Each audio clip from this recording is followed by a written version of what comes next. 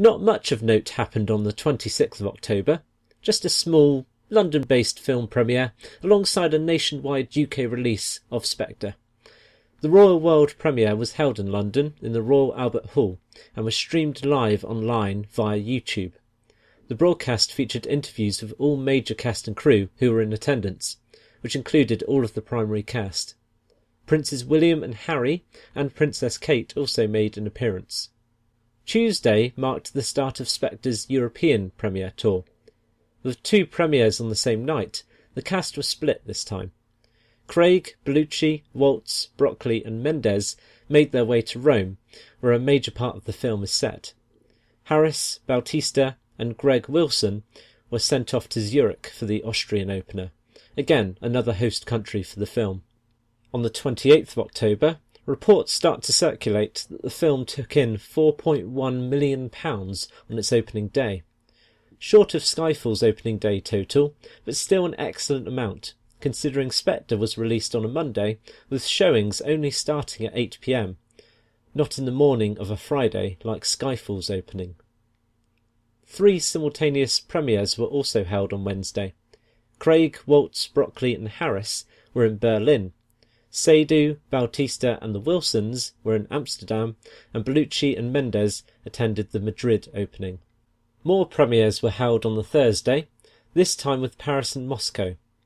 Craig, Seydoux, Waltz and Bellucci attended the Paris opening, while Harris, Fiennes and Bautista made their way to Moscow.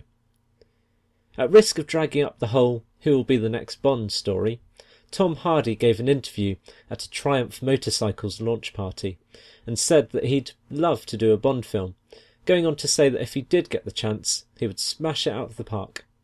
He does also acknowledge the fact that Craig hasn't actually stepped down yet, and reckons he'll do one more, as they now have a winning formula. On the 2nd of November, news circulates that SPECTRE is breaking all kinds of box office records. Only out in 6 territories in its first week of release, the US not being amongst them, it still managed to rake in $80.4 million. It also broke the UK box office record for the biggest opening week, with a total of $63.8 million being taken. SPECTRE also set records in the Netherlands, Finland, Norway and Denmark.